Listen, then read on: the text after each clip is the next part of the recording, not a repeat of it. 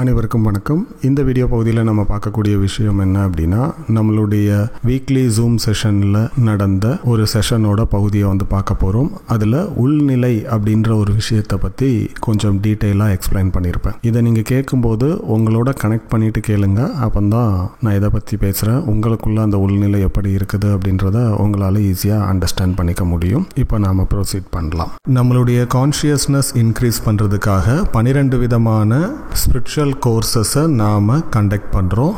அந்த கோர்சஸோட டீட்டெயில் நீங்கள் இங்கே பார்க்குறீங்க. இந்த கோர்ஸில் ஜாயின் பண்ணவங்களுக்கு இந்த கோர்ஸ் அட்டன் பண்ணுறது மட்டும் இல்லாமல் 2028 பிப்ரவரி வரைக்கும் வாரம் நம்ம கண்டக்ட் பண்ணக்கூடிய அந்த ஜூம் செஷன்லையும் பார்ட்டிசிபேட் பண்ணுறதுக்கான ஆப்பர்ச்சுனிட்டி கிடைக்கும். உங்களுக்கு இதில் விருப்பமாக இருந்தது அப்படின்னா நீங்கள் கீழே இருக்கக்கூடிய வாட்ஸ்அப் நம்பரை பிங்க் பண்ணிக்கலாம். இது பே அண்ட் அட்டன் செஷன் தான். தேங்க்யூ. இதை பற்றி பார்க்க போகிறோம். இந்த உள்நிலை அப்படின்ற ஒரு விஷயத்தை இப்போ நான் எப்படி சொல்கிறேனோ அந்த வார்த்தைகளை சரியாக உள்வாங்கி உங்களுக்குள்ளே கனெக்ட் பண்ணிக்க பாருங்கள். உங்களுக்குள்ளே இந்த விஷயம் இப்படி இருக்குதா, எதை மீன் பண்ணுறாங்க, இந்த விஷயத்தை நான் இப்படி உணர்ந்துக்கிறேன் அப்படின்ற மாதிரி உங்களோட கனெக்ட் பண்ணி இப்போ நடக்கக்கூடிய இந்த செஷனை கவனிச்சிங்க அப்படின்னா உங்களுக்குள்ளே என்ன நிகழுது அப்படின்றத உங்களால் கிளியராக அண்டர்ஸ்டாண்ட் பண்ணிக்க முடியும். என்ன செய்யணும், என்ன செய்யக்கூடாது அப்படின்றத புரிஞ்சுக்க முடியும். உள்நிலை அப்படின்றது உங்களுடைய மனதோட ஒரு பகுதி. ஓகே, இப்போ உதாரணத்துக்கு உங்களுடைய மனதில் பல பகுதிகள் வந்து தனித்தனியாக செயல்பட்டு இருக்கும். சிந்திக்கிறதுக்கு ஒரு பகுதி, ஓகே, ஞாபகம் வச்சிருக்கக்கூடிய விஷயங்களை வெளியில் கொடுக்கறதுக்கு ஒரு பகுதி, ஓகே, அதே மாதிரி உங்களுடைய மனப்பதிவுகள், மனக்குப்பைகள், அழுக்குகள் சேர்ந்திருக்கிறது ஒரு பகுதி. அதே மாதிரி உங்களுடைய மனதில் ஒரு பகுதியாக இருக்கிறது தான் இந்த உள்நிலை அப்படின்னு சொல்லப்படக்கூடிய விஷயம். இந்த உள்நிலையினுடைய அடிப்படையில் தான் உங்களுடைய மொத்த பிறவியினுடைய செயல்பாடுகளும் இருக்கும். இந்த உள்நிலையில் என்னென்ன விஷயங்கள், என்னென்ன உணர்ச்சிகள், என்னென்ன உணர்வுகள் இருக்கோ அதை தான் உங்களுடைய தியானத்தின் போது நீங்கள் உணர ஆரம்பிப்பீங்க. அப்போ தியானம் முடித்ததுக்கப்புறம் சில நேரங்களில் நான் உங்கள்கிட்ட கேட்குறேன், உங்களுடைய உள்நிலை எப்படி இருக்குது அப்படின்னு நான் கேட்குறேன் அப்படின்னா யூஸ்வலாக என்ன சொல்லுவாங்கன்னா, அமைதியாக இருந்தது, லேசாக இருந்தது, ஏதோ ஒரு விஷயம் என்கிட்டேருந்து வெளியில் போன மாதிரி இருந்தது அப்படின்னு எல்லாம் சொல்லுவாங்க. ஸோ அதெல்லாம் உள்நிலையா அப்படின்னு கேட்டால் இல்லை, அதெல்லாம் உள்நிலையை நோக்கி நீங்கள் நெருங்க ஆரம்பிக்கிறீங்க அப்படின்றதோட அறிகுறி. உள்நிலை அப்படின்றது நீங்கள் எப்படி சிந்திக்கிறீங்க, எப்படி செயல்படுறீங்க, என்ன மாதிரியான எண்ணங்கள் இருக்குது, என்ன மாதிரியான ஆசைகள் இருக்குது, என்னென்ன மாதிரியான தேவைகள் இருக்குது, எவ்வளவு அமைதியாக இருக்கிறீங்க, எதுக்கெல்லாம் பயப்படுறீங்க, என்ன மாதிரியான ஆன்மீக விசேஷ மனநிலைகளை பெறுறீங்க, இதனுடைய மொத்த தொகுப்பை தான் நாம் உள்நிலை அப்படின்னு சொல்கிறோம். ஸோ இப்போ உங்களுக்கு இந்த உள்நிலை அப்படின்னு சொல்லப்படக்கூடிய விஷயம் என்னன்றது வந்து உங்களுக்குள்ளே நீங்கள் யோசித்து பார்த்தீங்கன்னா, எஸ், இதுதான் என்னுடைய உள்நிலை அப்படின்றது உங்களுக்கு தெரியும். Okay, S. ஸோ இதுக்கப்புறம் நாம் இன்னும் பார்க்க ஆரம்பிக்கலாம். ஒரு நல்ல தியானம் செய்யக்கூடிய ஒரு மனிதர் இருக்காங்கன்னு வச்சுக்கோங்க. ஸோ அவங்களுக்கு இந்த உள்நிலை அப்படின்றது மனதினுடைய ஒரு பகுதியாக உங்களை இயக்கக்கூடிய ஒரு தளமாக இருக்குது. ஸோ அவங்க ரெகுலராக மெடிடேட் பண்ணுறாங்க. ஓகே, மெடிடேட் பண்ண அவங்களுடைய கான்ஷியஸ்னஸ் இந்த உள்நிலையில் என்னென்ன மாற்றங்கள் நிகழுது அப்படின்றத தொடர்ந்து அவங்களுக்கு உணர்த்திட்டே இருக்கும். அப்போது சில நேரங்களில் நான் வந்து ஒரு சில உயரிய ஆன்மாக்களோடு நான் கனெக்ட் பண்ணிக்கிறேன், இல்லை சில நேரங்களில் எனக்குள்ள இந்த மாதிரியான ஒரு உணர்வு கிடைக்குது அப்படின்றதெல்லாம் நாம் சரியான விதத்தில் உணரணும் அப்படின்னா நம்மளுடைய தியானத்தின் போது மனதோட ஒரு பகுதியாக இருந்து நம்மளை இயக்கிட்டு இருக்கக்கூடிய இந்த உள்நிலையை நம்மளுடைய விழிப்புணர்வு கவனித்து என்ன நிகழுது அப்படின்றத சென்ஸ் பண்ணி உணர்த்திட்டே இருக்கும். ஸோ அதனுடைய ஒரு அடிப்படையான விஷயமாக தான் நாம் வந்து சில நேரங்களில் என்ன சொல்கிறோம் அப்படின்னா, ரொம்ப ஒரு டீப்பான மெடிடேஷனாக இருந்தது, இது வரைக்கும் நான் அனுபவிக்காத ஒரு நிலையை வந்து பெற்றிருந்தேன், இவ்வளவு நாள் அமைதின்னு நான் என்ன நினச்சிட்டு இருந்தேனோ அந்த அமைதியை தாண்டி ஒரு நிலையை வந்து பெற்றேன், இன்னைக்கு தியானத்தில் எனக்கு சில விவரிக்க முடியாத இல்லை விசேஷமான சில மனநிலைகளை வந்து நான் உணர்ந்தேன், சில அதிர்வுகளை வந்து நான் உணர்ந்தேன், சில காட்சிகளை வந்து நான் உணர்ந்தேன், அந்த காட்சிகள் வந்து கற்பனை இல்லை, அந்த மாதிரியான அனுபவங்கள் எல்லாம் பெறுறோம். ஸோ ஒவ்வொரு முறை நீங்கள் தியானத்தில் ஈடுபடும் போதும் இந்த உள்நிலை உங்களை இன்னும் ஆழமாக எடுத்துட்டு போயிட்டே இருக்கும்.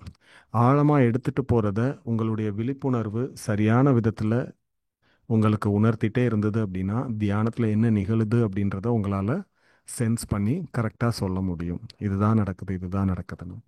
ஸோ போன வாரம் நம்மளுடைய கம்யூனிட்டியில் நான் என்னுடைய தியான அனுபவங்களினுடைய ஒரு இபுக் வந்து நான் ஷேர் பண்ணியிருந்தேன். ஸோ சிலருக்கு அதை வாசிக்கும் போது எங்களுக்கு புரியல அப்படின்னீங்க. ஸோ அதுக்கான ரீசன் என்ன அப்படின்னா அந்த விஷயத்தை நீங்கள் எப்போ அனுபவத்தில் பெறுறீங்களோ அப்போ அது உங்களால் புரிஞ்சுக்க முடியும். ஸோ இந்த மாதிரியான விசேஷமான மனநிலைகளை நாம் உள்ளுக்குள்ளே பெறுறத இந்த உள்நிலையினுடைய அமைப்பில் நாம் புரிஞ்சுக்கிறோம். இந்த உள்நிலை தான் நமக்கு ஒவ்வொரு பிறவியிலையும் நாம் என்ன செய்யணும் அப்படின்றத தீர்மானிக்கக்கூடிய பதிவுகள் இருக்கக்கூடிய ஒரு தளமாக இருக்கும். அப்போ இந்த பிறவியில் நம்மளுடைய தேவைகள், நிறைவேறாத விஷயங்கள், அதை அனுபவிக்கிறதுக்கான அடுத்த பிறவி, இதையெல்லாம் டிசைட் பண்ணுறது நம்ம மனதில் இருக்கக்கூடிய இந்த உள்நிலை தான். அப்போது நம்மளுடைய ஒவ்வொரு தியானமும் இந்த உள்நிலையில் ஒரு மாற்றத்தை ஏற்படுத்துறதுக்காக நிகழ்ந்துட்டே இருக்கும். இந்த உள்நிலையில் தொடர்ந்து மாற்றங்கள் ஏற்பட ஏற்பட நாம் இன்னும் லேசாக ஆழமாக பயணிச்சுட்டே இருப்போம். ஓகே, அப்படி எங்கே பயணிச்சிட்ருக்கோம், என்ன நிகழுது அப்படின்றத நமக்கு உணர்த்துறது விழிப்புணர்வு.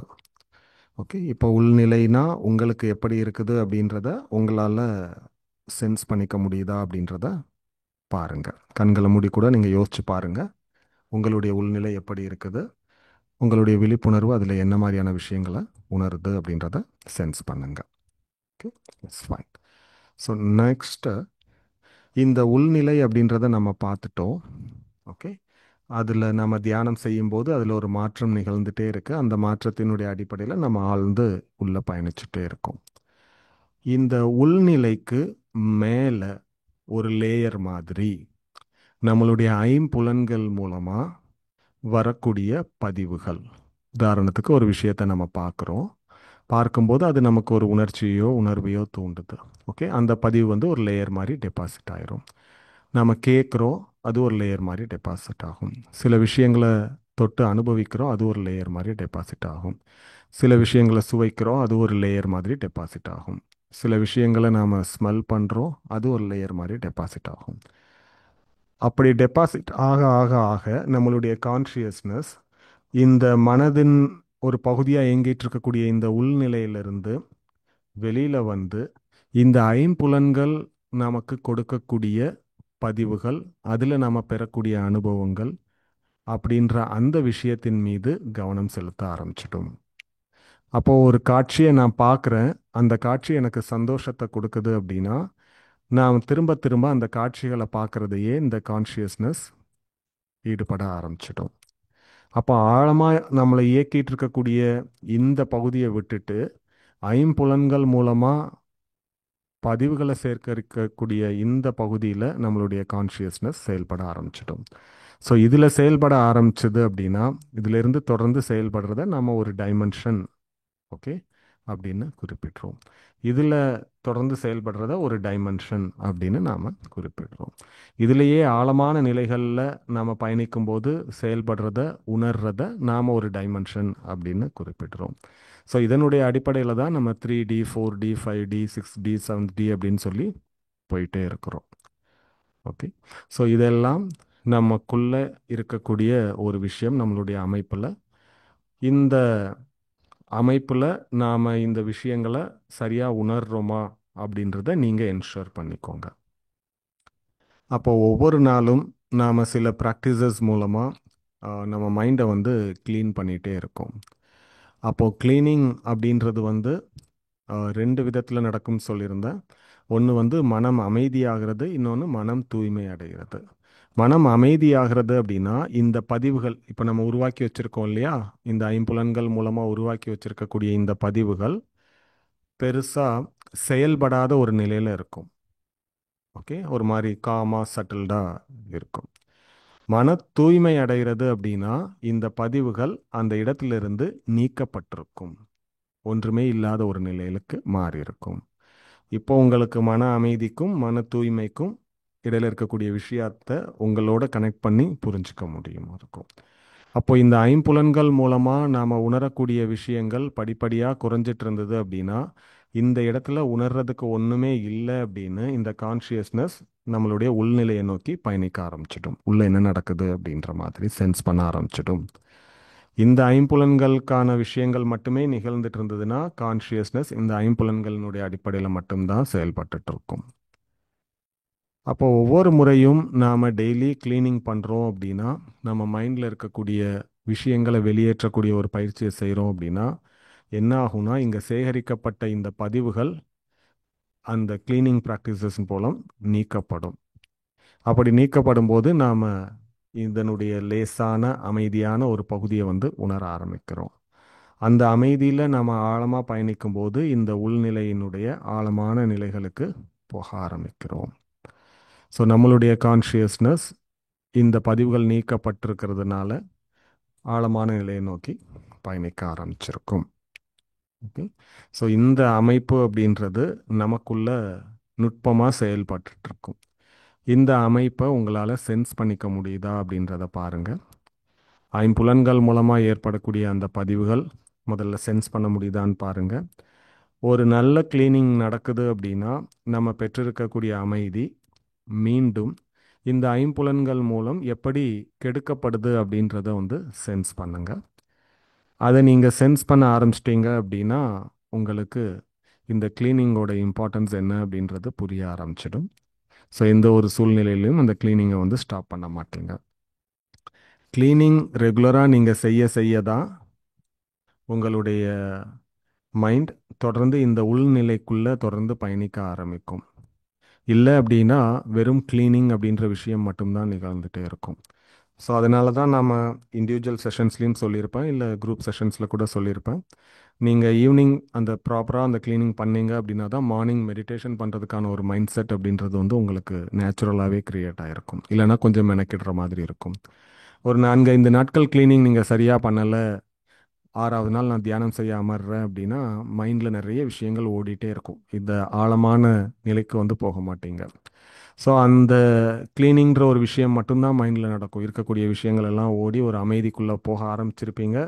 உடனே ஓகே மெடிடேஷன் முடிஞ்சது, நான் அமைதியாயிட்டேன் அப்படின்னு சொல்லிட்டு மறுபடியும் வெளியில் வந்திருப்பீங்க. வெளியில் வந்த உடனே இந்த ஐம்புலன்கள் மறுபடியும் தங்களுடைய பதிவுகளை சேகரிக்க ஆரம்பிச்சிருக்கும். ஸோ க்ளீனிங் அப்படின்றதோட இம்பார்ட்டன்ஸ் அப்படின்றத புரிஞ்சுக்கோங்க. டெய்லி இந்த க்ளீனிங்கில் ஈடுபட்டுட்டே இருங்க. இந்த அமைப்பை உங்களுக்குள்ள சரியான விதத்தில் நீங்கள் உணர ஆரம்பிக்கிறீங்க அப்படின்னா உங்களால் எந்தவித எக்ஸ்டர்னல் மோட்டிவேஷனும் இல்லாமல் இந்த ஸ்பிரிச்சுவல் ப்ராக்டிசஸில் தொடர்ந்து ட்ராவல் பண்ண முடியும். இந்த ஐம்புலன்கள் மூலமாக ஏற்படக்கூடிய பதிவுகள் சிலருக்கு ரொம்ப அதிகமாக இருந்தது அப்படின்னா அதை தான் ஹார்டாக இருக்குது மைண்ட் அப்படின்னு சொல்கிறோம். அப்படி ஹார்டாக இருக்கக்கூடிய விஷயத்த வெளியேற்றும் போது தான் அவங்க சில நேரங்களில் அவங்களுடைய புரிதலில் ஒரு பிளாக் கலரில் புகை மாதிரி வெளியேறுது, இல்லை ஏதோ ஒரு கருப்பாக ஒரு டார்க்காக இருக்கக்கூடிய விஷயம் என்கிட்ட இருந்து வெளியில் போகுது அப்படின்ற மாதிரி எல்லாம் புரிஞ்சுக்கிறாங்க. ஸோ அது எல்லாமே என்னன்னா அந்த பதிவுகள் அது வெளியேறக்கூடிய ஒரு விஷயம்தான். ஓகே. ஸோ இதுதான் இந்த வார செஷனில் நம்ம அண்டர்ஸ்டாண்ட் பண்ணிக்கிறது. இந்த வார செஷனில் நீங்கள் புரிஞ்சுக்க வேண்டிய முக்கியமான விஷயம் இந்த உள்நிலைக்கான அமைப்பு உங்களுக்குள்ளே எப்படி இருக்குது அப்படின்றத உணர்றது. உங்களுக்கு இதில் ஏதாவது சந்தேகங்கள் இருந்தது அப்படின்னா இப்போது கேட்கலாம்.